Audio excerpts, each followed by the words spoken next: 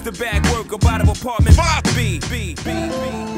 You're now tuned into the Apartment 5B podcast, where we chop it up about hip-hop, R&B, sports, love and life. Hosted by Kill.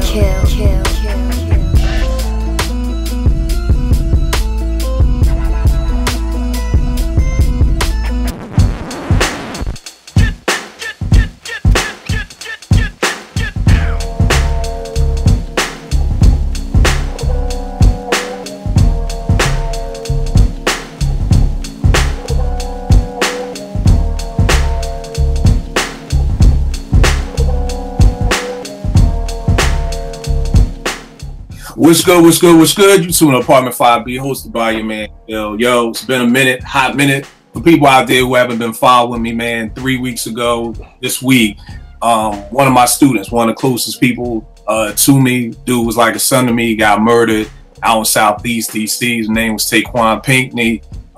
Just finished having his services last week, so I've been kind of out of it for a hot minute. So I know it's been a couple of weeks, but yo, definitely just want to dedicate this show to him. Like I said, that was my dude. I know a lot of people, may not be in the DMV or whatever like that. If you're in the district, we still working with the detectives with MPD. So again, I'm pleading with people. If people know anything, Detective Gardner, Stephanie Gardner, 202-422-4066. Like I said, we busting our ass to figure out what happened to my man. And this ain't no bullshit like how you hear with most people, like, oh, he was a good kid, the nigga robbed people. No, like, this was a good dude. He went to school, he was a solo dude. He ain't fuck with none of them wild niggas in my neighborhood. Nigga was just going to the store to get a soda, had no idea my kids was already up there beefing. By the time he got to the store and walked out, the dudes they was beefing with was shooting. And as always, he's the dude who gets killed. You know what I mean? So definitely, I've lost a lot of people to health issues. It's the first time I've ever lost somebody who got murdered, and especially murdered, and they wasn't in the game at all. So this is like a thorn in my side for me. So, definitely just wanted to put that out there. So, please keep the Pinkney family in your prayers. Keep me in your prayers, because it's been a wild 3 weeks for me. But, off of that somber note, let's get into some hip hop. I got my squad up here in effect with me today. I got my man True sitting there with me for the first time. What's going on, fam? What's going on, brother? Just happy to be here, man. You already know. No doubt. You already know what it is. I got my man Jake out of Boston. It's about to get heated between us in the next 17 days. I see where you at. With that Celtics, with your Celtics stuff. It's the Celtics first game, B. First game. What's going on with you, good brother? Not much. This is a little Philly representing here. This is your boy Toot. Yep, Toot the barber. I'm excited for hoops to start, man. I figured let me get this podcast, let me get this cast in with you before the season starts. Exactly. I got my brother Vague. What's going on, fam? Chilling, man. Rest in peace to Tay. Word, man. No doubt. Thank you, man. And Vince, what's going on, good brother? What's happening, everybody? Yeah, I want to echo what Vegas just said. Condolences for the young man and his family. Yeah, man. I definitely appreciate, man. Like I said, it's been a wild time. But yo, we gonna get into this. Me and my daughter Nay, she just about to turn 13, so she can sit in the front seat now. So me and her do these episodes called The Front Seat, where she's schooling me to her music, I'm schooling her to my music, and we going back and forth. So I was schooling her to some Camp Lo, and I was like, yo, this is one of my slept on duos. And she was like, well, what's slept on mean? So I was breaking that down, and I was just like, yo, Camp Lo, like, nobody really talks about them a lot, but I love them to death. So gave me the idea to do an episode about stuff that's just slept on, your top 5 slept on albums and C's, groups, producers, whatever genre of hip hop or whatever thing you've ever thought was slept on. That's what we're gonna be chopping it up about tonight. So let's start off with groups, man. I'll start off with the Camp Lo piece. I think the thing that threw me on Camp Lo is that I know a lot of hip hop dudes. I don't know if they really hip hop heads, but I know a lot of people who be like, yo, they was just a one hit wonder with Lucchini. You know what I mean? Which throws me because, that Uptown Saturday Night was crazy to me. Ski killed the beats. And then they got like a couple of joints, that was dope. You got Let's Do It Again, which was crazy. Black Hollywood was another album that they had was crazy. And then about 3 or 4 years ago, they did a joint with Pete Rock called 80 Blocks to Tiffany's Part 2, which was crazy. Just Camp Lo over Pete Rock beats. Uncle Murder was on it. MOP was on it. Like, yeah, MOP and Camp Lo got a song together that's crazy. So I just never understood why people felt like they were a one-hit wonder. So for anybody out there who's been sleeping on Camp Lo, please, you could just start off with the 80 Blocks from Tiffany's Part 2. Part 1 was just Camp Lo acapellas over Pete Rock instrumentals. Part 2 is actually new rhymes, new Pete Rock production. It's like 28 joints on there. It's crazy. So you can start with that. Vague, who's one of your slept-on groups? Well, you know what? Give me your top 5 slept-on groups. Well, I only did top 3s. Yeah, that's cool. That's 2. Top 3. Top 3 slept-on groups for me was kind of just trying to come from different angles as opposed to, just thinking about. But I did have Camp Lo down. I think, their debut album when it was released, and how, they kind of, even though their music was different from everything else that was out at the time, everybody was rocking with it. Was rocking with the singles, rocking with the albums. It's kind of sad that their career kind of took a pause for a long time, and then they kind of came back, like you said, with the mixtape. And I think they released something else recently. Actually, they released songs that didn't make the original album. And so it's like Camp Lo is one of those groups, man, that's underappreciated because lyrically, man, like, you might not know what the fuck they're saying in the context of the whole bar. Right. But that shit, I have no idea what they're talking about. I can't tell you what they're talking about. But it sounds good. Yeah, it's just a bunch of wordplay in the same vein as Eminem does, as the same vein as a lot of MCs do. Sometimes, it's more about the vibe. In some ways, like how Rick Ross kind of talks about the same stuff. So it's like with Camp Lo, they just kind of create an atmosphere when you hear them rhyming their beats or whatever. Now I got some newer groups up here because what I'm saying, it ain't just the old school cats. Flatbush Zombies. I feel like they have a very elite group of people who actually check for their music. And it's crazy because they're a newer group, but their rhyming style is straight up out of the 90s. You know what I'm saying? And I think a lot of people, especially a lot of us older fans, really don't know about them or don't really check for them because maybe we heard a song or two. And they put out some really dope music. Like, when I hear the way they rhyme, the style of rhyme, I know plenty of cats from back in our time in the 90s or whatever that would love them dudes. But they just don't get the same kind of shine and recognition. They have 2 official albums. I think one was released last year or maybe it was this year.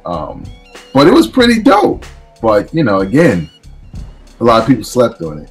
And another group that slept on that's similar to Flatbush Zombies, but they kind of go in and out between a flow that's more recognizable or traditional and what you're used to hearing today. Not necessarily mumble rap, but more so the rhyming schemes that are familiar with some of the mumble rap artists. And that's Audio Push. Like, they got a lot of mixtapes. Now, that album that came out was very different from a lot of their mixtapes, but they kind of give you a Tribe Called Quest vibe. Now, I'm not talking verbatim like people used to feel with Little Brother, like when they were calling them the new Tribe Called Quest. But they take a lot of inspiration from a Tribe Called Quest. They even released a mixtape that was inspired by Low End Theory. You know what I'm saying? You have to see my shirt. And, when I heard it, I was like, what are they doing with this? You know what I'm saying? Until I heard the rhymes, and I was like, nah, this joint is all right. So that's my 3 as far as Flatbush Zombies, Camp Lo, and Audio Push. They all got mixtapes. It's free. You can get your sample size there, and then you can go on to their albums. All right, tell me this. I've never heard either of them 2 groups. So what is the best joint to start with for Audio Push?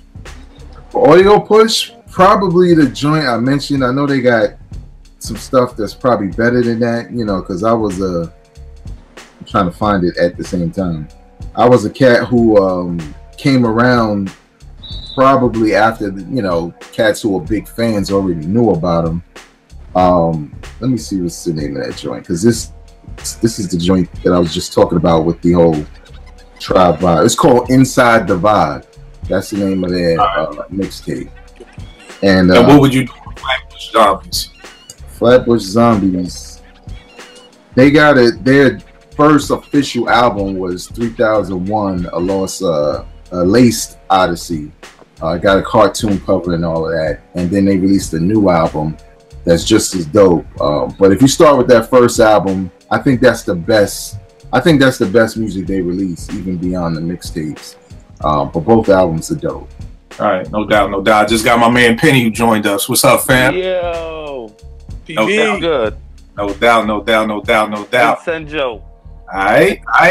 Yo, True, what you got for us? What's some of your slept on groups?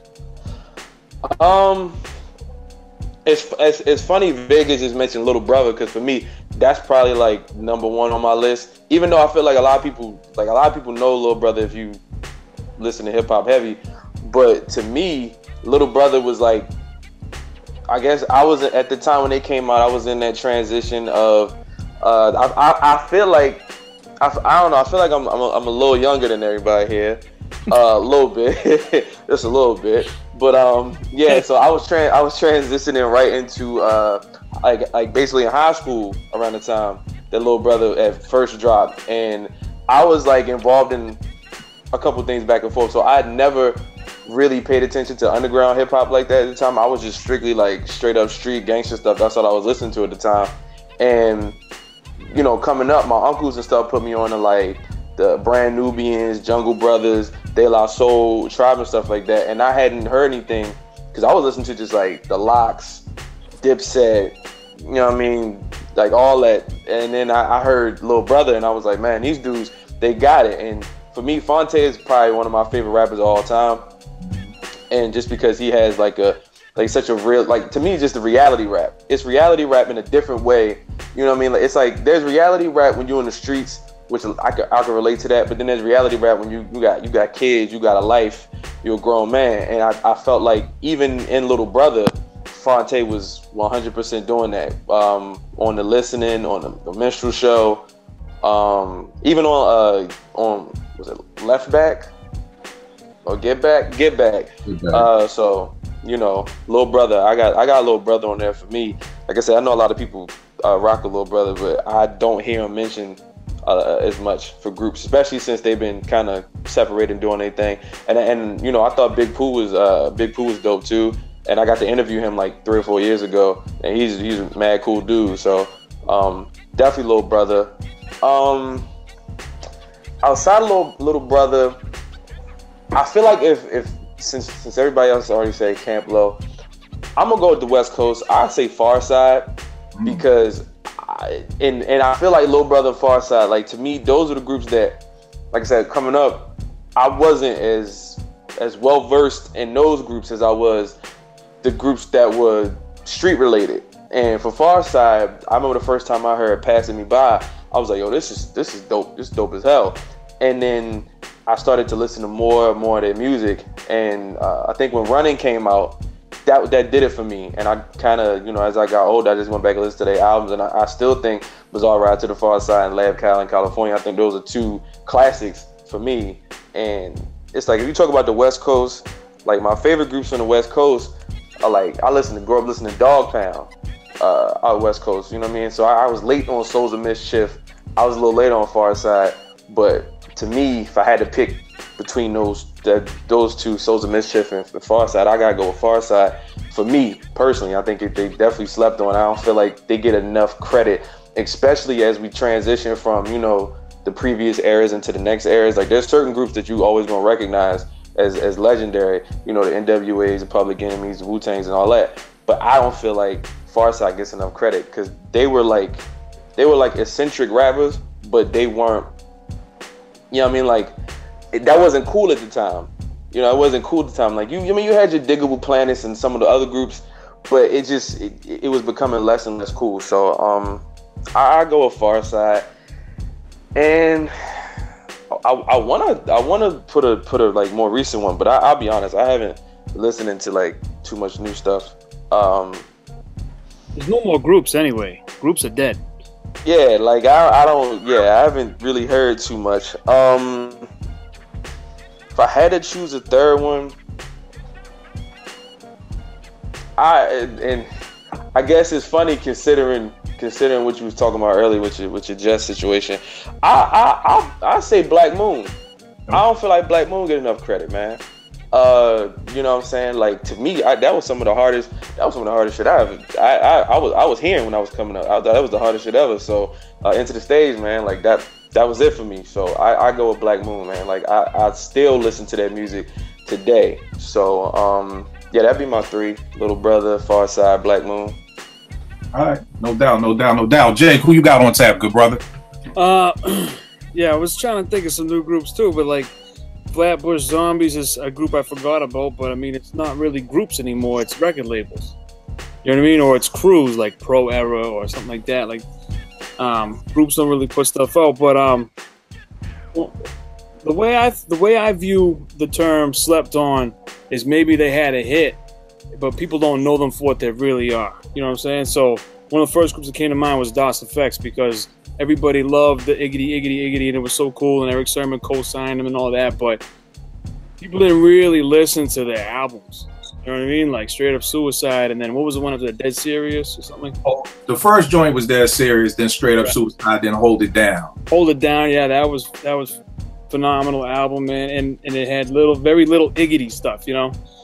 The UN. Okay. Rock Moss. I didn't find out about for a long time until I started listening to Rock Marcy and then being like, oh, you know, doing the history like I do, and then like, oh, the UN, okay. I had heard some of these songs, but I didn't really realize it was, you know, the full album.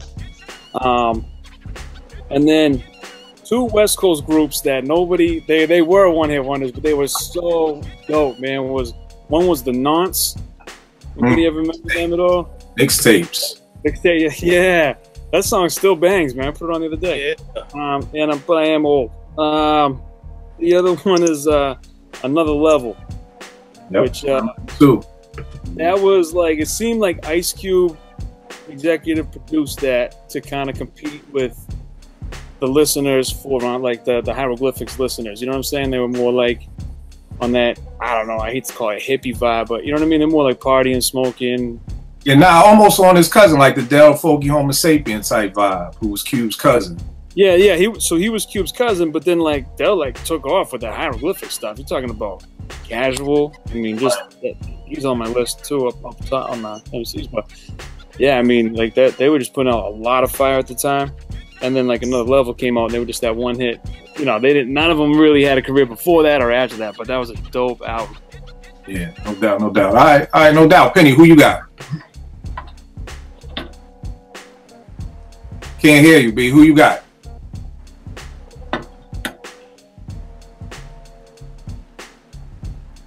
All right, well, are you getting that straight? Yes, who you got? I kind of misunderstood the topic in being more to like groups that people should check for, not necessarily somebody slept on, somebody that maybe you never heard of is what. I mean, well, even that too, like how Vague did. Like I never heard of, you know, I've heard of them, but you know, it is a put me on type episode because you know people gonna be mentioning things that somebody else may have never heard of. So who you got? All right, I'm gonna go with a group out of California called Custom Made. Okay. 3 young MCs. They kind of they remind me of Mobb Deep in the sense of them being young. I don't know how young. I don't know if they was like really young teenagers like Mobb Deep was when they first started, but I'd say between 16 and 18. And you know, they got like about 5 albums, but the one I would point to for somebody who had never heard them is one called Original Dynasty. And you know, like I said, they got good lyrics. They're not like I would just say, you know, most people think of like G-Funk style music when you think West Coast, but this is more of maybe like a East Coast vibe as far as their music and their rhyme set. So yeah, I'll say Custom Made would be a group I would call out. All right, no doubt. You got anybody else? These are gonna be relatively new, but Arm & Hammer. Arm & Hammer's a good group to me. It's a group of MC. Both of these dudes are MC/producers. Ella Sid and Billy Woods. These are the two MCs that make up the group Arm & Hammer, and they have album called Rome, album called Paraffin, that just recently came out maybe a month ago. So I would call them out as something that people should check for whenever they want to see something. All right, no doubt, no doubt. Penny, we got you back? I don't know. You tell me. Yeah, you good to go. Okay, good. Who's all right, so you doing groups, huh? Yep. Okay, so just because, you know, it's home, I'll start west. And for me, maybe it's like not just a group, but their first album, right? So it's something like that maybe they didn't, like the man said before, maybe they didn't follow it up, but they had something in the beginning. And to me, that's Low Profile, WC and DJ Aladdin. I mean, DJ Aladdin is legendary on the DJ tip, doing, you know, all that, the crazy spin, the turntablist stuff. But aside from that, just the beats, the hits were dope. I mean, Pay Your Dues and Funky Song was dope. But the album's dope, man. I mean, that album's really dope.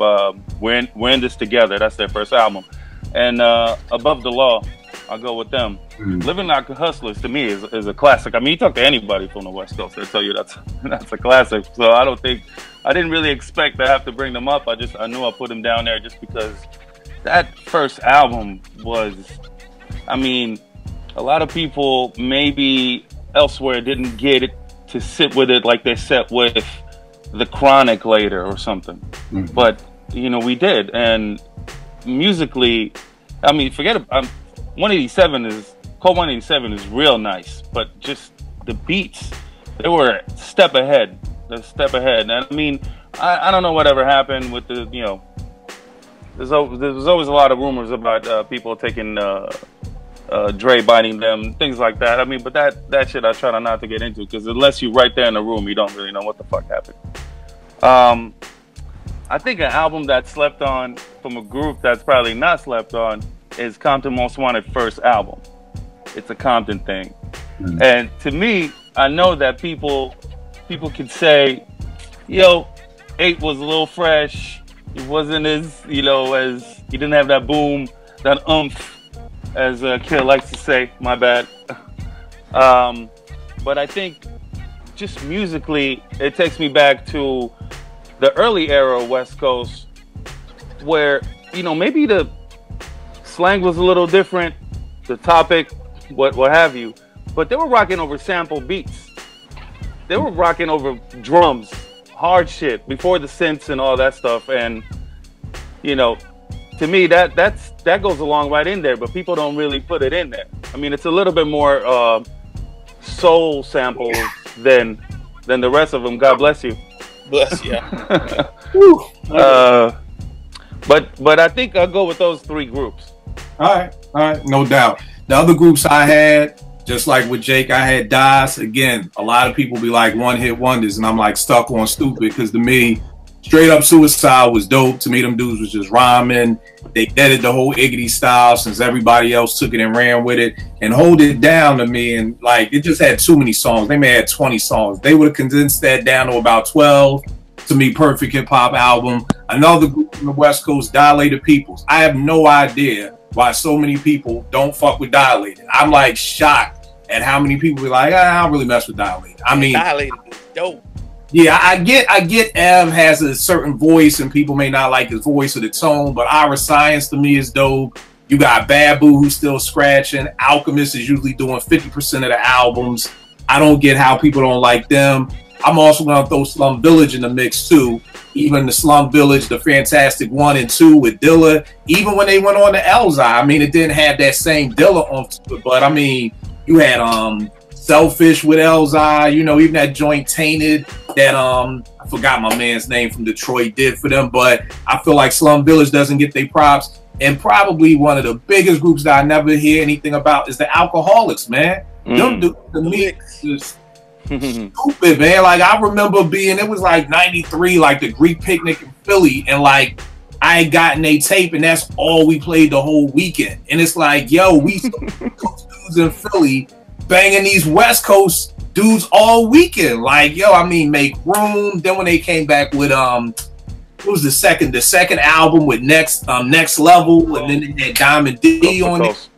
Coast to Coast, and even Liquidation. And to me, that I just to this day don't understand why. Like even if you hear cats talk about West Coast groups, the licks ain't brought up, and they damn sure ain't brought up if you just talk about hip hop groups in general. So those are mine.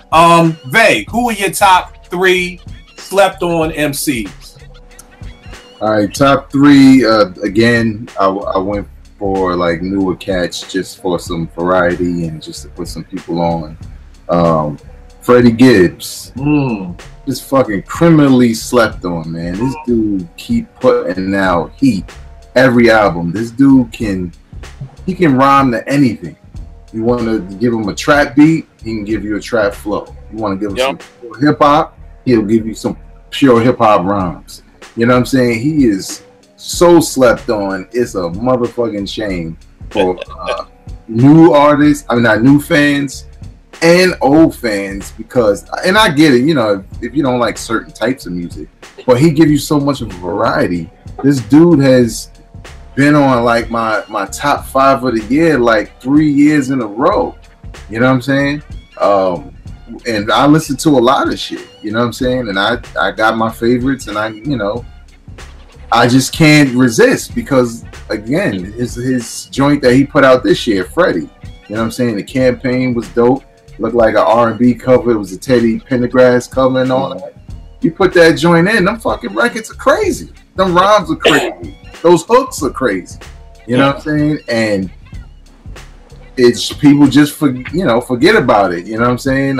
So I don't know what that man could do, but he's definitely slept on. That Pinata is hard. Pinata, yo. Yeah, exactly. Yeah, it's so many. It's not even funny. Another person I got down is Skyzoo. I think this dude has gotten better with each project. His last project was more of a personal project, which I didn't mind, because I mean, you already gave us the rapidy rap joints. At some point, if you're trying to call yourself an artist, you got to do something that's more meaningful lyrically to differentiate yourself or differentiate. From change, just basically giving people a different look, because after a while people get bored with your music or whatever and won't support it. But this dude is dope. He picks a lot of dope beats. Rhymes are always on point. I learned a lot about him on his last album, which made sense about why I like him. I think he has a very deep vocabulary, and that's a part of hip hop as an MC. Like, we look at these, not all mumble rappers, because some of them can rap, but they doing the Plies thing. Like, I got an education, but I'm gonna be dumb on purpose. And then some of them are just dumb. You know what I'm saying? I'm looking at you. But he's a dude where you can tell he thinks about his rhymes when he writes them, just by his execution, his enunciation of the words. He's just a dope artist that a lot of people need to check out. And lastly, a dude who I necessarily didn't like, probably more so from an NC point, when he first came out, because all he did was name drop. And I was like, you're not dropping all these names, who the fuck are you? But in recent years, this dude has put out albums that might as well be fucking classics, probably in a different era, a different setting. He would get more props, and that's The Game. The Game is, if you got to look at the history of gangster rap, and you think about gangster rappers now, Game is probably the 2018 or whatever year you want to put on it version of what gangster rap should sound like now. You know what I'm saying? The dude from the Red album to the 1992 joint to another one that's on my slept on albums. The dude has put out some quality material, from the beats to to making his rhymes interesting. Even when he's talking about the same stuff, it still sounds good. It still sounds almost different. So those are my three: Freddie Gibbs, Skyzoo, and The Game. All right, no doubt. What about you, Jake? So I had Skyzoo as my number one as well, and for the same reasons, what I wanted to add to what Veg said was that his last 4 albums are all incredible. There's not one skippable track on there to me. The only thing I skip, and it's usually when I'm at the gym, is on the last album, Celebration of Us, and I forget the name of the track, but it's basically a woman doing spoken word about his body. That makes me want to throw up. But it's, I didn't want to, you know what I mean? That's the only skippable track. He is extremely smart, and it reminds me of, all right, this is a big comparison, right? But it reminds me of like Illmatic in a sense that Illmatic came out when I was 14, and when I was 26, I was going, oh, that's what he meant by that. Oh, you know what I mean? Like that sort of depth to it. So I get a lot of songs from Skyzoo. I'm like, oh, I get that punchline now, or that's what he meant by that. The second most slept on MC, in my opinion, is this cat Odyssey, and I think I've brought up Odyssey on almost every cast I've been on with you now. If you don't know who Odyssey is, Aoddisee. Not one whack album. He does, for the longest time, he just had a kid, so he's been off a little bit, but for the longest time, he would put out a rap album, and he produced all of, if not 90% of it, then an actual beat tape in the same year, and then an album next year, album beat tape. And he now performs with a band. It's just very, very good, very smart. Kind of a different style flow. He's from DC, but kind of like stays in Brooklyn, so he's got this sort of, 95 north-south flow, I guess. I don't know. So anyway, influenced by Go-Go and things like that. Really, really good, really solid. Another slept on MC, man, is my favorite rapper right now is Your Old Droog. I don't know if you guys mess with Droog at all, man. You think he sounds like Nas? I thought if you close your eyes and listen to his first album, I could see why people might have thought it was Nas a little bit. But if you listen, I see it too, but not. I'm sorry to cut you off, but when people say that, and I hear it, I can easily differentiate. It's just like the Action Bronson and Ghost, but although exactly. I'm just gonna say that exactly. Action Bronson sounds close to the Ghost. He sounds close to the Ghost than what Droog sounds to Nas, in my opinion. Yep. To me, Droog sounds like The Game. That's what Droog sounds like to me. But Droog is definitely dope. You know the funny thing about Droog, and it was how stuff introduced to you. Somebody hit me and was like, yo, you heard your old Droog? I'm like, I don't even know what the fuck that is, my nigga. And then he was like, nah, it's Nas under another alias. Oh, you know what I mean? Because he don't want to be on Def Jam, so he dropping shit. So I'm listening to it and I'm like, yo, is this Nas? I'm like, yo, I don't. So I think it was how I heard. I was told that, yo, this is Nas trying. But throughout time, I can differentiate the two. But back to you, Jake. I'm sorry. No, it's okay. So that's what we're doing here, right? So the last album he put out was called Pax, and it's just like he's like obsessed with Winston cigarettes, which is already kind of funny to me. But typical. He's just very smart. Like, you can tell he reads the newspaper and like is up on current events and has read a lot of books, and like I think he dropped out of high school, but like got his own Goodwill Hunting education kind of thing. Every time I listen to this last album, I like it more, which is rare. Usually I start hating albums after the second time I listen to it. So that cat, and then where's my list at? Oh, and then I had I gotta plug a Massachusetts artist, because lately he's been putting out so much great music. His Terminology. He's always on the Static Selectors joints, but he has an album called Shut Up and Rap. And from that album up to this last album came out a couple weeks ago called Bad Decisions. It's just all solid hip hop, man. Great features. He doesn't really get outshined by his features. I mean, he had Conway on the track, and he really didn't get outshined by Conway, So it's just a nasty MC and kind of embodies what I loved about Boston hip hop for a long time. That's for, I guess if I had to pick my last one, it'd be Evidence, because I think people love Dilated and they don't like Evidence solo, or they don't even know Evidence is from Dilated. You know what I mean? Yeah. It's funny you say that, because I know people who feel like Evidence is a solo rapper. Like, they have no idea even in a group. But all right, that's dope. That's dope. True, who you got?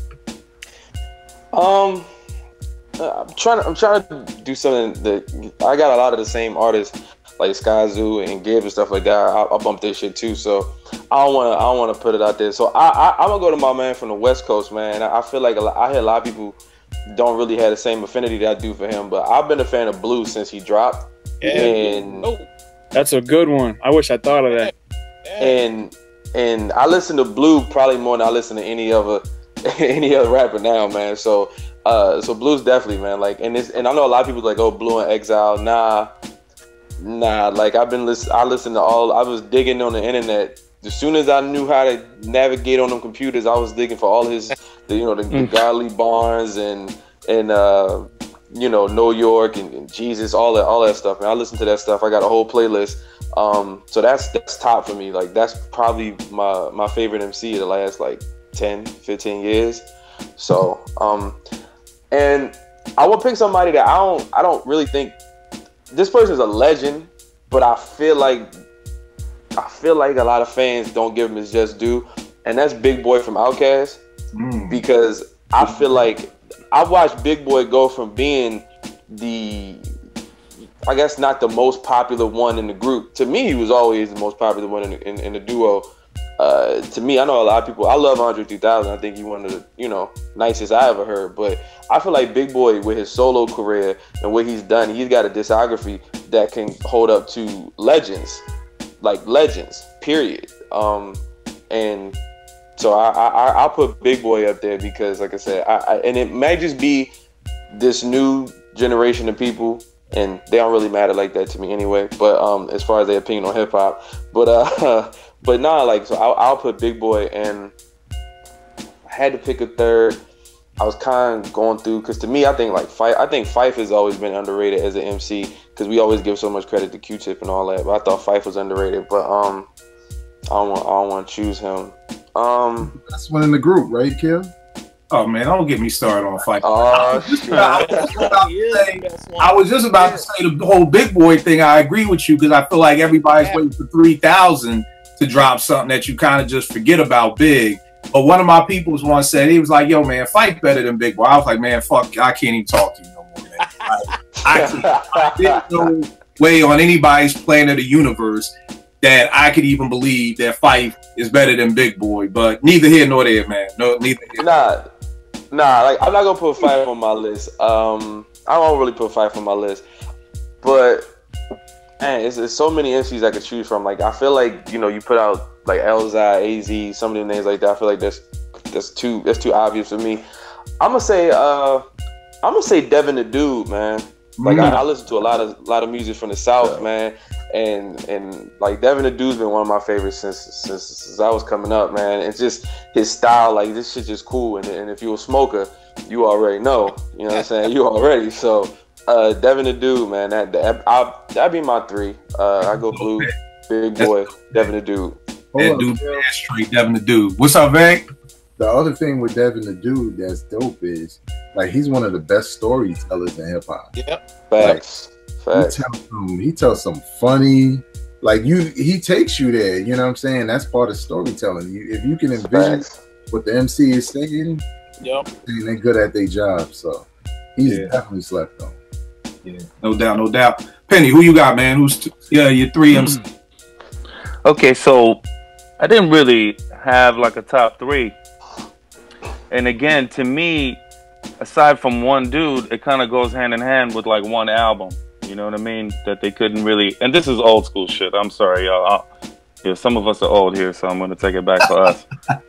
I think, like, just quickly though, I don't know if y'all see it the same way, but coming up, it changed from like that one dominant dude that people always would say is the most underrated. Like way back in the day, I think people always say G-Rap. I mean, to me, I thought that was kind of crazy because I thought the dude came from Jump. He was in his prime. I mean, the dude was a monster from the first album and just.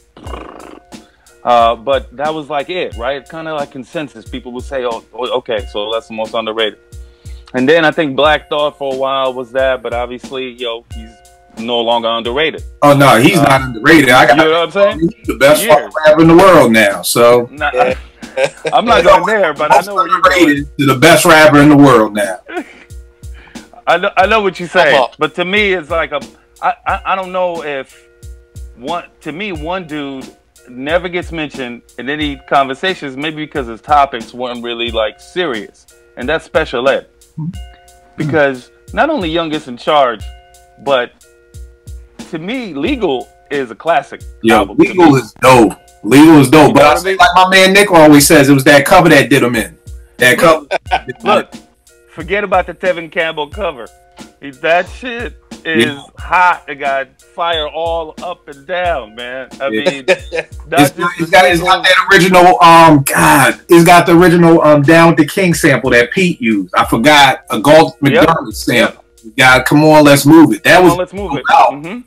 Yeah, I mean, Ready to dude, there's crazy joints on there, and to me, he stands out because, back then, you didn't only have to say some serious shit, right? We had party rhymes, we had this, we're kind of like now, but it was a little bit more defined, a little bit more muddled, not as defined. And I think, but to me, he shined lyrically, just the wittiness. Just, a couple of cats that I mentioned after this, it's not because I think they're like the second and third most underrated of all time. They stand out to me. And Apache was real dope to me. And I know he only had one album, but that album, and to me, he touched like on a like specific kind of like a hip hop nerve, that in a good way. That nasty shit that was so witty, like like Talk Like Sex or Truly Yours type shit, but like a whole album was like that. And to me, I thought that was really, really dope. So that Apache album was really dope. I love Akinelli and his first album. That whole shit is Large Professor. That shit got beats up and down. I know there's like a gimmickry in it that maybe some people don't dig about Akinel, that whole shit. But I don't know. I kind of dug it. You know what I mean? And I'll just mention a couple of West Coast cats. Merce is a dude that has a lot of fans, and I'm not really a big fan of his on a regular level, to be honest. But the joints that he did with Ninth Wonder, two of them specifically, Merce 316 and Murray's Revenge, are two of the dopest albums of the year that came out, if not to me, seriously. And it's some real nice LA B-boy, simple, everyday man, like just boom bap. And some like real like wit. And it's like simple, not really complex, but beautiful. Those two albums are real dope. And I also love the Far Eye's first album, Focus Daily, was real dope to me. I mean, he got Alchemist and Evidence doing most of that thing. And I mean, that thing was just banging. And I thought he was going to hit harder. I thought the Far Eye hit hard at home, and we thought he was going to hit harder, but he didn't. All right, no doubt. Dope choices. Jens, who you got? Man, everybody took everything. You got robbed at the train station. I'm gonna go with Ed O.G. I think Ed O.G. is underrated. Ed O.G. I think a lot of people think of Ed O.G. and think straight to be a father to your child, and that's their first and last memory of Ed O.G. Ed O.G. But that was still dope, though. Dope. Yeah, but I'm saying, but it's really I got to have it. I got to have it. I'm saying he's still recording up to now, and everything he's had, in my opinion, is quality. And I don't hear a lot of people calling out Ed O.G. when, you know, like we talking now, I believe him to be a slept-on MC. All right, Absolutely. I think that another person that don't get named too much is Andre the Giant from DITC. Andre the Giant, he got some stuff, man. Andre the Giant, you know, I mean, he's been in the game for a good while, all through the you know, him in showbiz. He's had, I mean, dope stuff. He's had some dope stuff coming out lately, and I believe he may have an album that may have came out maybe a month or two ago. I'm not totally sure, but I'm pretty sure. He did. Yep. All right, yeah. So let's see. Edo G, Andre the Giant. Let's see. Damn. Man, I'm gonna say Skyzoo too. Y'all took all the good ones, man. Really good ones. I love Skyzoo. Skyzoo can't do no wrong in my eyes. This dude is just, I mean, what more can you say? He slept on, but he really shouldn't be slept on at all. Skyzoo, and just like my man said about Murs too. Murs, what can you say? Just like he said about the Night Wonder albums. Those are two of the best quality albums that Murs has in his discography. Boom. So I would put Murs in there too, just for the same reasons that PB said. All right, no doubt. I got a rapper nobody ever talks about, Malik B from The Roots. I felt like he kind of had his Fife moment, because I really didn't rock with him on Do You Want More like that. But on Illadelph, like No Great Pretender, he destroyed it. On Things Fall Apart, he killed it with his solo joint to Spark. Even on Game Theory, when he came back, I really always felt like Malik leaving the group is really, I really fucked with The Roots too tight since he left. You know what I mean? And I think it was because, similar to probably like how True was saying with Big Boy. I may like 3000's rhymes better, but I like Big Boy's persona better.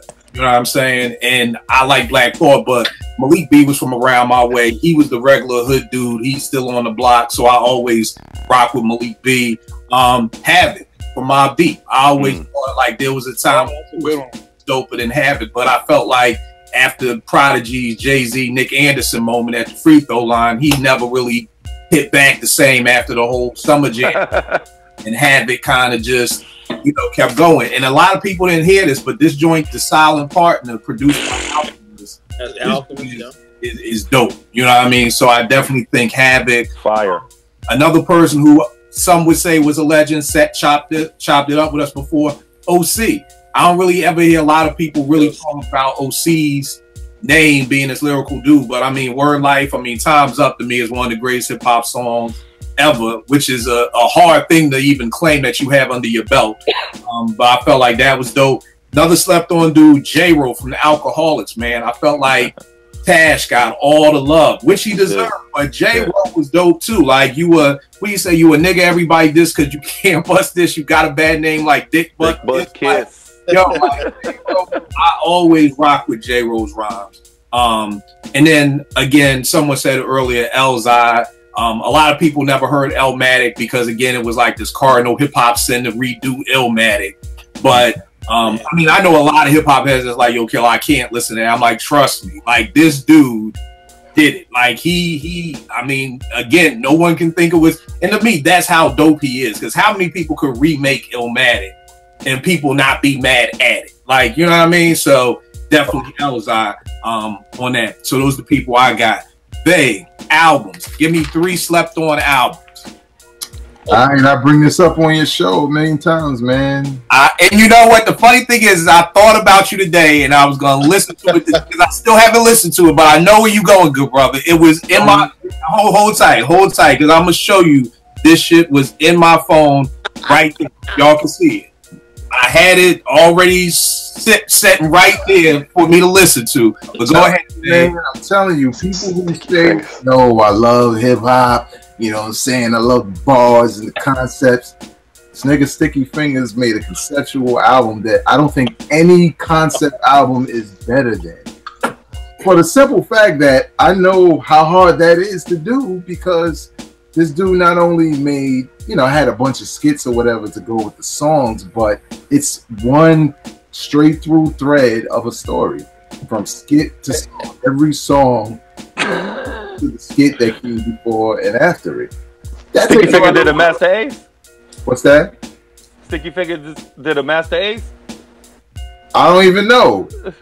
But all I'm saying is what he has there. Y'all get me or no? You know the concept. No, I know what you're saying about the Ace joint.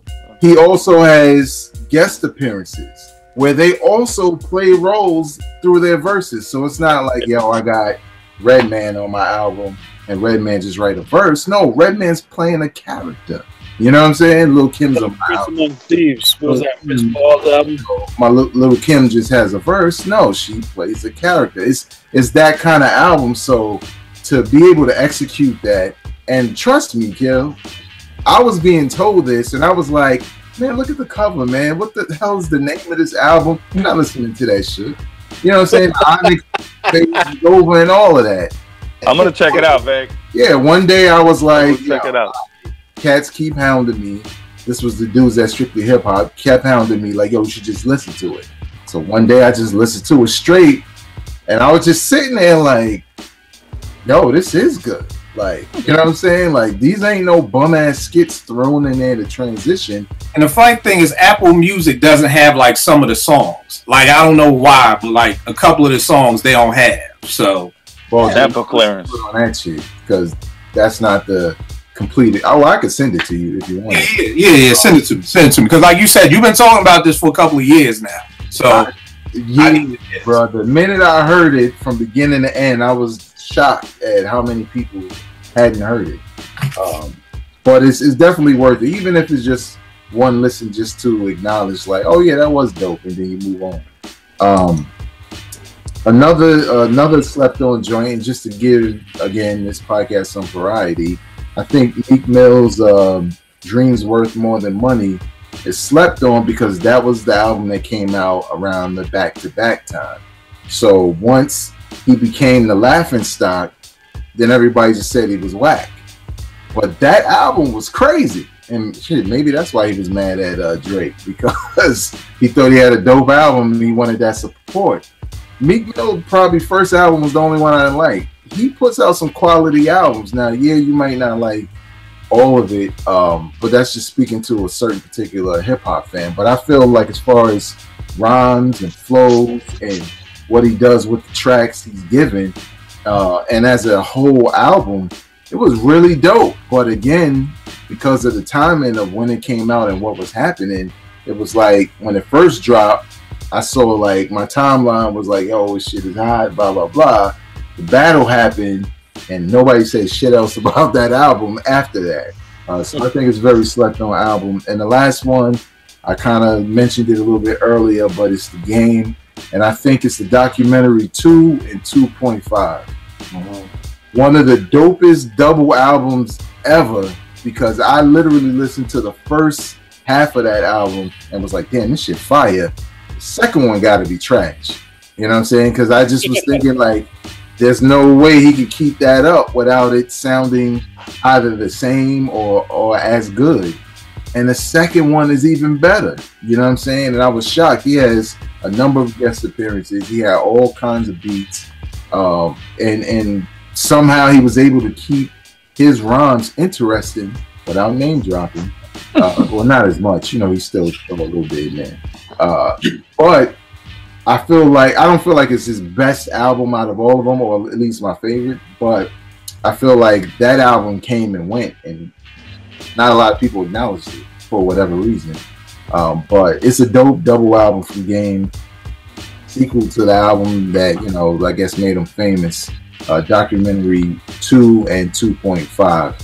So that's The Game's album, and I mentioned Meek Mill's album, Dreams Worth More Than Money, and Sticky Fingers, Black Trash, the autobiography of Kirk Jones. Yes. Yo, I'll tell you the funniest thing. I was up late one night, and Sticky Fingers has a movie where he's rapping the whole movie. Like, and everybody's in. Mekhi Phifer's in it. Anybody who's black is in this movie. And it's horrible. It's fucking horrible. It's like TK got like, yo, what are you watching? I'm like, sticky fingers, I'm bored, you know, but I'm gonna listen to this joint. Before I move on, I forgot one of my other slept on MCs. Some may say he's not slept on. Conway. I love this nigga right here. This is my guy. Rejects 2, I heard this. This stayed in forever. The only thing about Conway, if you order his CDs, it's gonna take you about 8 months to get them. So just don't be in no rush whatsoever. Get anything from Griselda. I ordered Everybody Is Food in like August, and it's almost October. I still ain't got it, but still one of the most slept on MCs. Jake, who you got for slept on albums? Slept on albums. I got Artifacts' first album. I don't know if anybody mess with Artifacts, but at the time, album and their second album. The Wrong Side of the Tracks was just an incredible song to me. I had just started drawing and kind of getting into graffiti a little bit, and then there's a song about graffiti. I mean, there's songs about girls, there's songs about DJs, there's songs about all the elements of hip hop. There hadn't really been many tracks about graffiti, and they were like Redman's cousins too, or something like that. They had some connection. Yeah, I think Tame is Red's cousin. Yeah, so I was like, yeah. They went in the Unsigned Hype and the Source. Ooh, and then they came on with the thing, and it was on BET all the time. So that album was really, really dope. To me, I was a walker. And I didn't take the bus. I walked everywhere, and so I had that. I could play that front to back. Again, going with Odyssey. Any Odyssey album is a slept-on album because nobody has it. I feel like it's my job to school people to good hip hop. I'd always bring up that and Griselda. Bringing me right into, I think the most slept on album recently is Fly God. That album is stupid, man. That album is, to me, is a classic album. And you said Fly God? West Side Gun's yeah. First real album, like official album. Right. And I was hearing stories about how he got that album made, and he had I thought Action Bronson was on that, but I can't find a copy with Action on it. It had Danny Brown on it, Droog is on it, obviously Conway, Benny, and they're like, "Yo, who is this cat, man? Like, we need to sign this dude, I think, because he already has our artists. How do you get our artists on there without us even knowing about it?" Like, all the managers were, talking like, "How do you get these dudes on it?" It's just a good, solid brick in the wall for artistic, cultural hip hop. But when you bring up West Side Gun, most people, one, if they know who he is, only knows the Hitler Wears Hermes or the Supreme Blientele he just put out. Right. And because that Fly God album is hard to find, too. That's the other thing. That's like you said, it takes 8 months to get it. You can't get a copy of it anymore. You can't find it. It's not on Spotify anymore. I found it through some dude that ripped it and bootlegged it onto SoundCloud, So that there. And then, what was the other one I had? No, that's all I got. My bad. That's it. All right, no doubt. True, who you got? I'm doing this all on the fly because I didn't write anything down for it. But I'm gonna stick with kind of going with the MCs and everybody I've been talking about so far. Stick with that. But I wanted to mention the album. To me, I feel like this album is slept on. I don't feel like people really gave it like credit. Like, I know during the time of Rockefeller was mainstreams killing stuff. Everybody I knew loved Beanie Siegel. Everybody I knew loved Beans. But I felt Beans' music a little differently. And I know the truth gets talked about a lot. I hear people talk about The Becoming. But in between that, he released the album I thought was actually really good, was The Reason. It was his second album. And a lot of people don't talk about it, man. But when I hear songs like Nothing Like It, Mom Praying, and Still Got Love For You, these are like real heavy hip hop songs to me. So I always thought that album was slept on, because when I talk to people about Beans, it's always like, yeah, that first album was crack. Or, the man, what's the album he had when he was in, going in jail? He was in jail. And I don't really hear people talk about The Reason a lot like that. So that's definitely one that I would put on there. And I'm gonna stick with my man Blue, because I mentioned Blue. Like I said, a lot of people, every time I talk to people, it's always Blue in Exile. So I'm gonna go with his 2014 album, Good to Be Home, which was like a double album that he put out. I think that album is better than what he did with Exile, personally. And I've tried to have conversations about Blue with people, and nobody really has the same feeling on Good to Be Home. But I thought he had a ton of guest appearances on there. He had Prodigy. He had I think Mitchie Slick on there. He had the Strong Arm Steady. He had a lot of people on there, and you know, just a lot of people on that joint. And the production was smooth. And he's got one of my favorite songs of all time. He-Man is on there because I relate to that song a lot personally. We talk about the women and stuff like that. So I chose that one, and I don't know why the title is the exact title is slipping my mind, but I'll just mention them. Strong Arm Steady. They got the Stoney Jackson album, man, and I forgot that. I think it's Return of Stoney Jackson, something like that. And I have it on my phone, but I have it on my tablet, but my tablet's dead, so I can't put the actual title. But I remember when I first heard that joint, I used to play that joint like straight through, kept running it back. I think Strong Arm Steady, if I was gonna put another group in, thinking about it now, I probably would have put Strong Arm Steady on my underrated groups too, because I think they dope. I think Quandon was always dope. So all of those MCs are slept on. Yep. Yeah. Phil the Agony, Mitchie, all of them. They all Facts. All right. So those would be my three right there. All right, no doubt. Penny, who you got? Albums. Yo, it's funny because Vince, you mentioned this earlier. To me, Runaway Slave could be talked about as a classic album, but I still think it's slept on, and so many people don't even know it like they should. People, you know, maybe, I don't even know if it's a youth thing. I'm not really sure where the disconnect is with that Showbiz and AG album. But Runaway Slave, to me, is one of the best albums of the era not from a group that's sustained. You know what I mean? I mean, they did have Goodfellas after that, and like Vince said, they kept, you know, AG kept making stuff. But I think the hard part with AG too was that out of his crew, he probably was the weakest MC. You know, even though he wasn't a whack MC, it's just when you in a group with Lord Finesse, OC, no doubt. You know what I mean? So no because like, Runaway Slave, the production is crazy. You know what I mean? Fat Pockets, you know, 40 Acres and a Mule, all them joints are crazy. You know, Party Groover, I forgot that joint, that was crazy for the party. You know, but there's nothing to skip on that shit, man.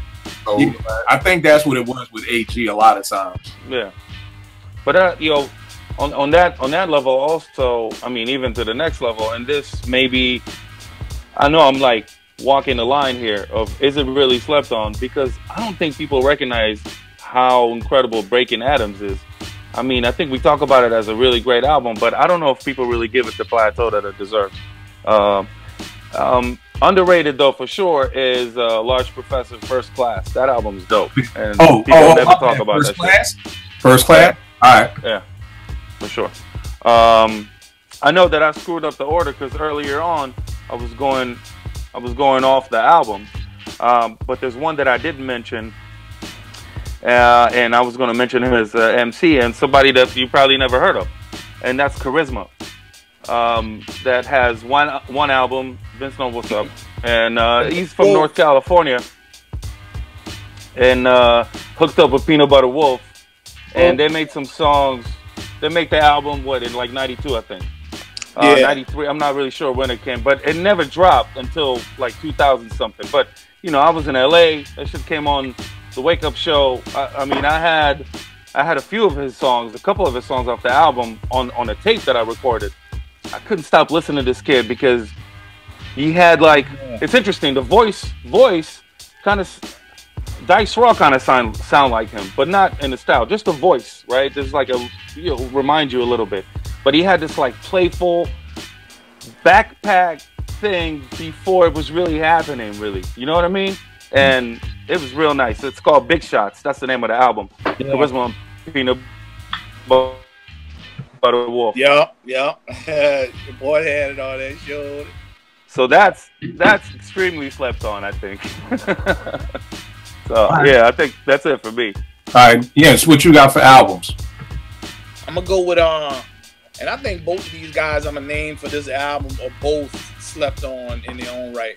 It's an album called Cal Troy by Bishop Lamont and Black Milk. Mm-hmm. That album man, if you never heard that album, you need to look it up and check it out. It's got a lot of slept on people. Guilty Simpson, very, very slept on MC. He's on there. I mean, there's a lot of, the production's really crazy. Black Milk, Ham, and all of that. I think he might rhyme on there too. But yeah, Cal Troy, Black Milk, Bishop Lamont.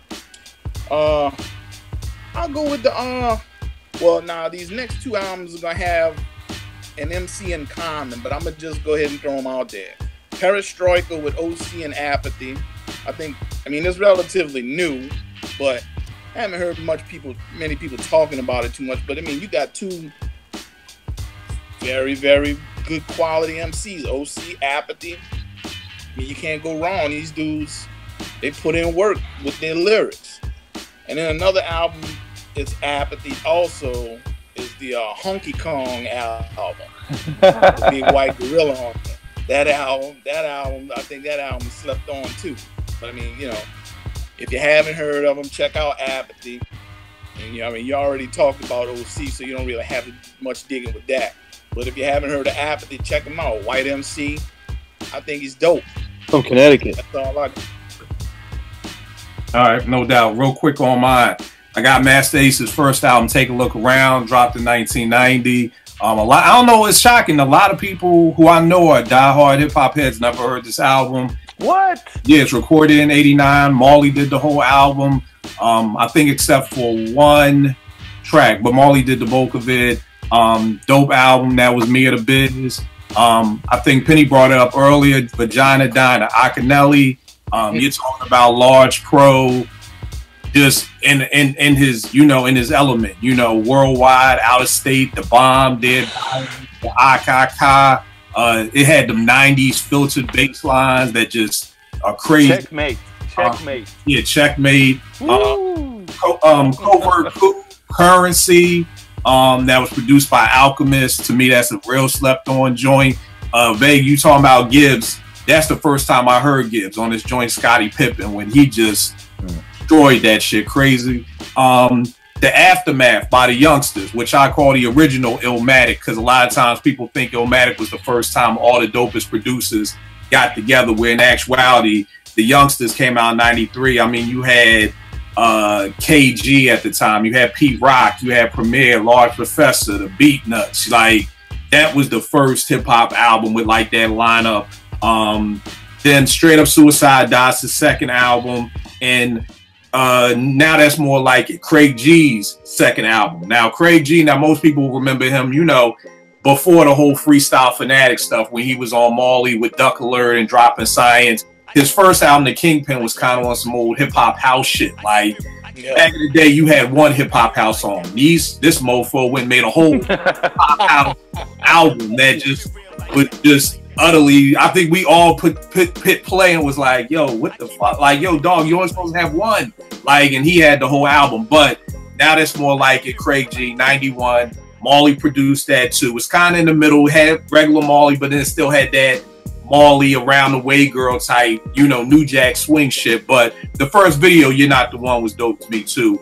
And yeah, so that's what I got. So does anybody have anything else slept on? I got producers I could run through real quick. The Beat Miners, I felt slept on. The Beatnuts. Beatnuts, yeah. Heavily slept on. Bink. Knots. I always tell people, if there's anybody who's a second coming of Dilla, it's Knots. I don't know why this dude's name doesn't get more plug. Hey, you got something? I got something that's a slept on album and it's a slept on MC.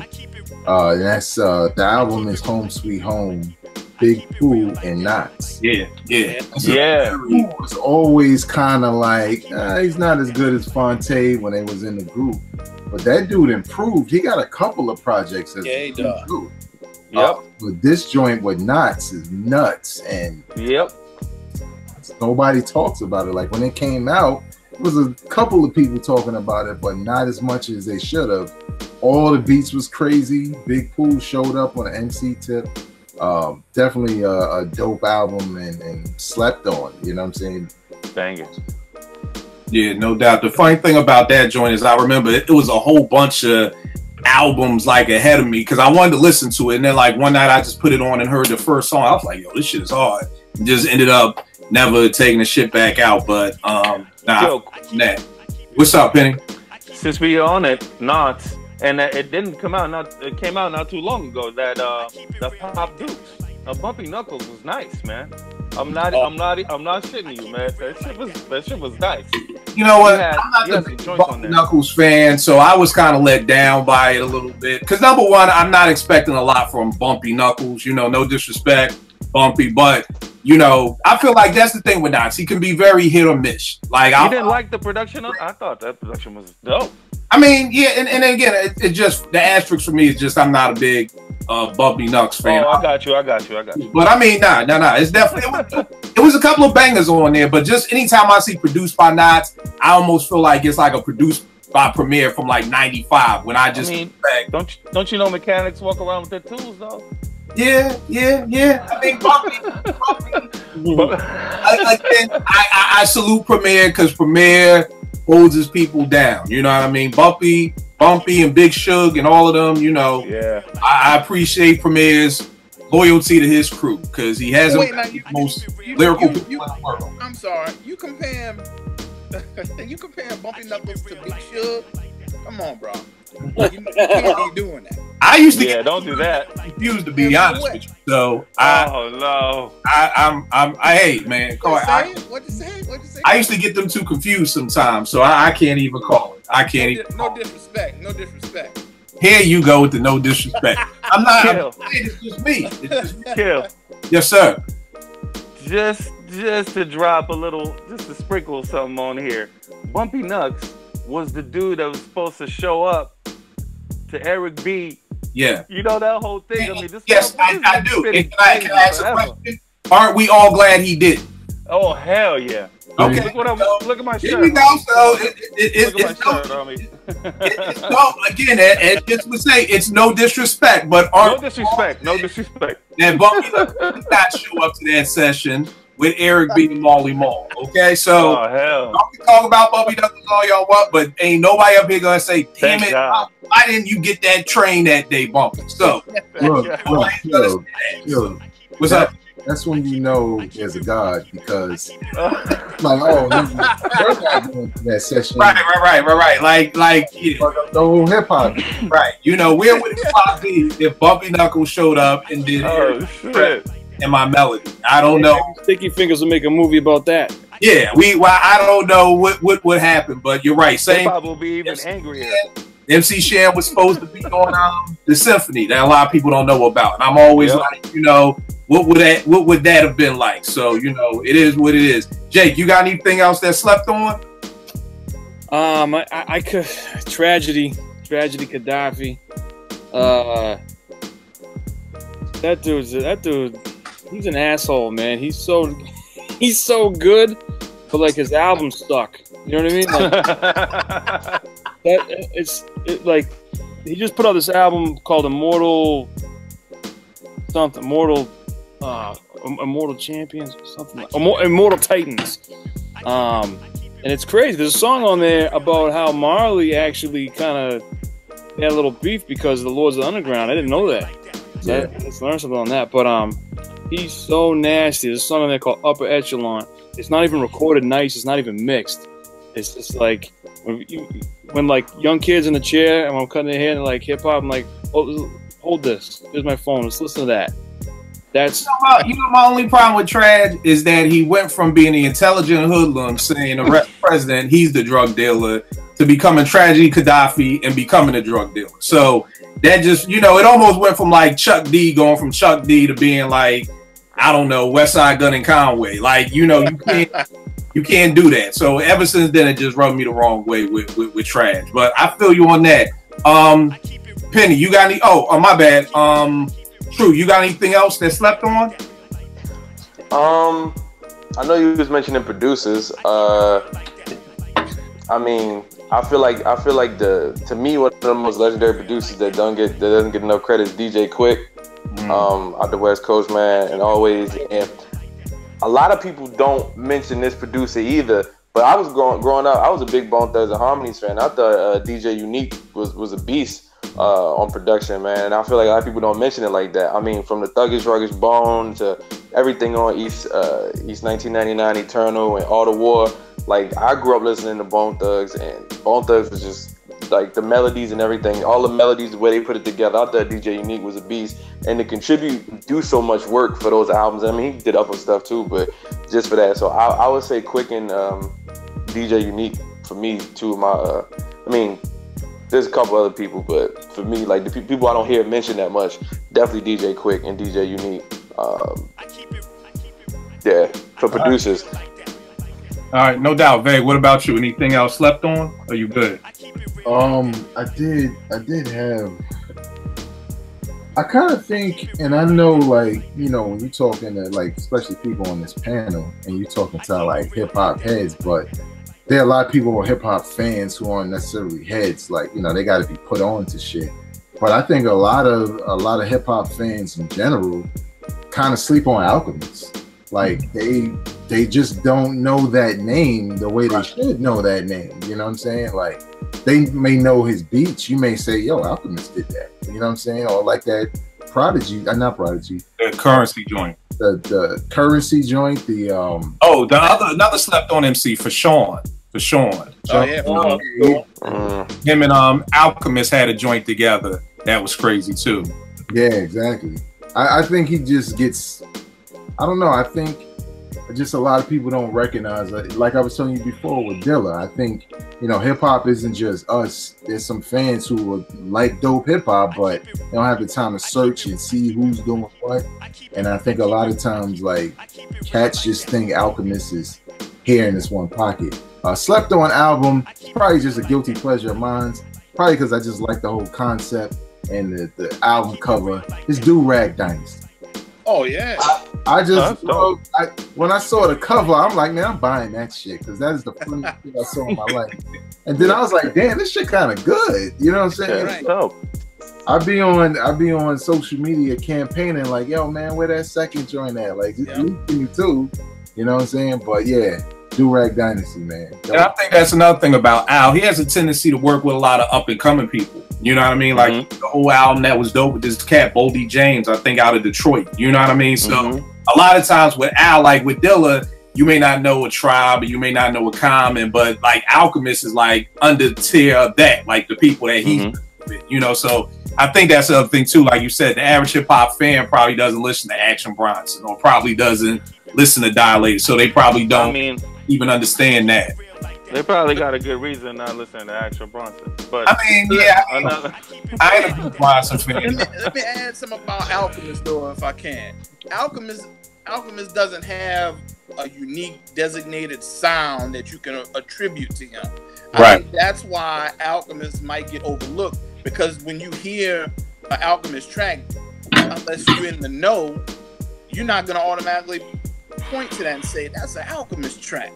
That's how, I don't know how to put it, but that's just how unique his ear is. Let's say he can go all over the place and work with a bunch of different people, and if you didn't see his name put on it, you wouldn't know it's him, because he don't have what we come to understand as a signature. Like, you know, Premier, when you hear Premier, you know what I mean, you know a lot of these guys just based off what you hear, but him, he's not tied to a certain sound. I think that's what makes him, like Vegas said, one of the slept on people, because he's like that.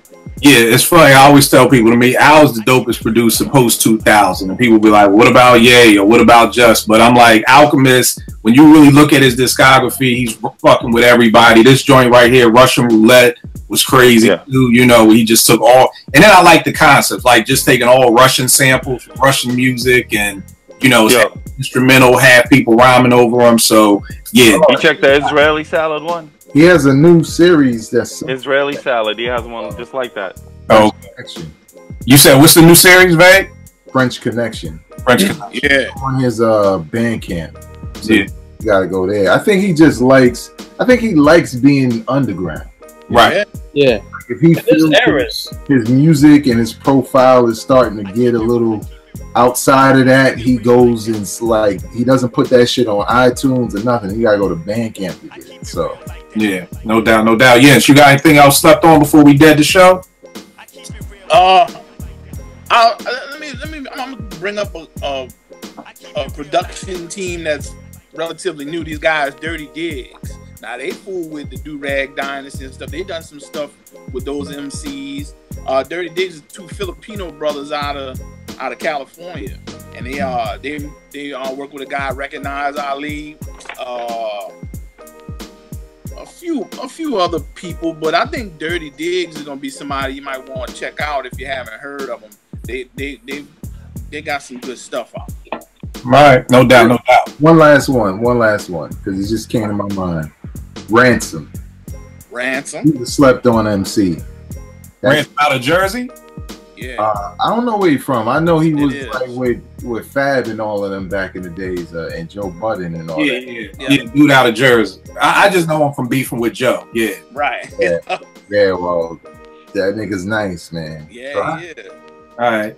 Another producer thinking of what Vegas was saying, Jake One to me is slept on. And to me, Jake One is one of those people who will probably fall more in line with that Dilla, like, because you may not know Jake One did. I think he did 2 or 3 joints on Nipsey Hussle's new album. You know what I mean? Or he did that joint for Dre, Rick Ross, and Jay-Z. You know what I mean? Like, so he works with those big name people, but a lot of people probably don't know. He did the joint Wale and Usher joint, which to me is crazy. That's probably one of my favorite Jake One tracks. But he does a lot of stuff for like bigger name acts that most people would never even know. But Jake, give him all the information, good brother. If you're in Boston, you gotta come see my man to get a cut. Let him know where everything is, good brother. Yeah, so you get my shop's called the Chop Shop. That's the Chop Shop 508.com. And then I got my own barber podcast that I do weekly. I'm actually going to edit the next one right after this. That's hashtag Barber Life. You can find that on Spotify, iTunes, a few others. But yeah, man, you can find me. If you go to jakecutsfresh.com, you'll see everything there. That's the best way to get at me. All right, no doubt. And I'm going to be getting at you for that first game of the year too, good brother. Yeah, it'll be a Twitter war. It's going to be a Twitter war. Penny, we got $20 on the Lakers not making the playoffs, so give them all your information, good brother. Ooh. Get that 20 nice and crisp for me, homie. Put it somewhere in a drawer and nobody can touch it.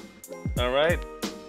Just Twitter, man. Penny_butter. All right, no doubt. And on the low, people may not know this. Very accomplished actor. My wife was watching Nashville. He was on there one night. So, yo, very accomplished actor right here, man. Tell him some of the stuff you got coming up, man. Just a little thing I did in a movie that's going to be kind of a bigger movie, but I'm in there somewhere. It's with it's called Here and Now with Sarah Jessica Parker and Common.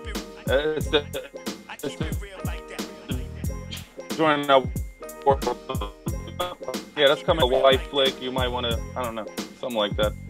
All right, no doubt. True, give them all the information, good brother, with the website and everything. Man, I got a lot going on right now, but you can follow me on Twitter, True Gardamoto. Follow Team DAR. You can go to definearevolution.com. I run a second website, eyesonthering.com. We just rebooted for sports talk and boxing and all that stuff. We getting back into it. I guess something else I got going on. I just did a soundtrack for a film that's going to be at the Austin Film Festival next month. So something else big, and I'm also working on a web series. We gonna start shooting it in like a month or so. Trying to figure out where we gonna premiere that at. But yeah, I got a lot going on. So definearevolution.com, eyesonthering.com, and stay tuned to the Team DAR Twitter. That's pretty much it. All right, no doubt. Vay, give them all the information, good brother. You can follow me on social media at Vegas World INC. That's on Twitter and Instagram. You can check out my podcast, Hip Hop Now Podcast, all about hip hop news that happens throughout the week and my perspective on it. All right, no doubt. Also talk about the joint with you and Tone, that time in hip hop. We also do a video podcast, and it's also available on that same stream of audio podcast. It's called That Time in Hip Hop. It's about basically looking at old school albums, artists, events, moments, giving a little history, giving a little rumors, but it's about nostalgia. It's about, more importantly, preservation of hip-hop music and history. The last episode we did was about Tim Dog and Yeah, man. Yeah. None of that happened.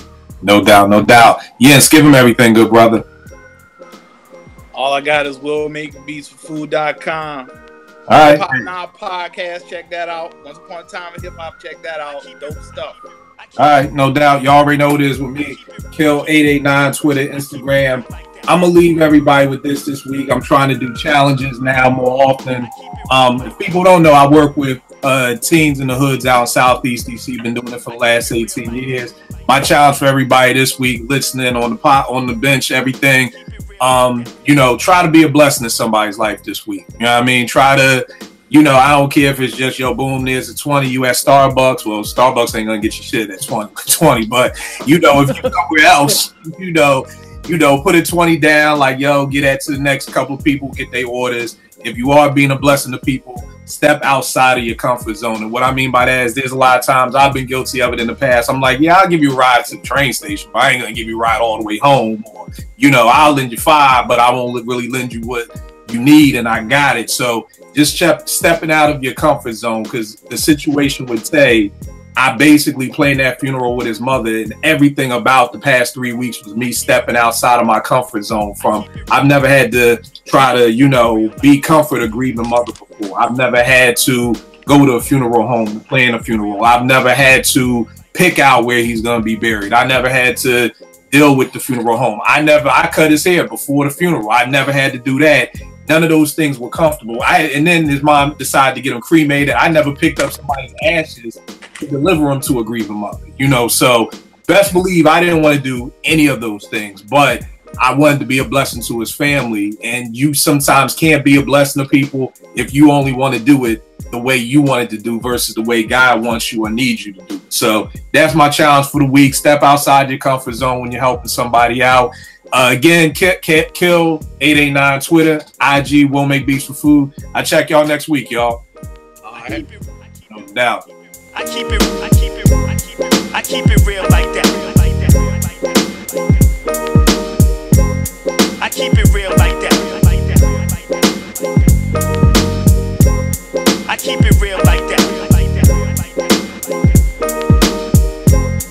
keep it real like that.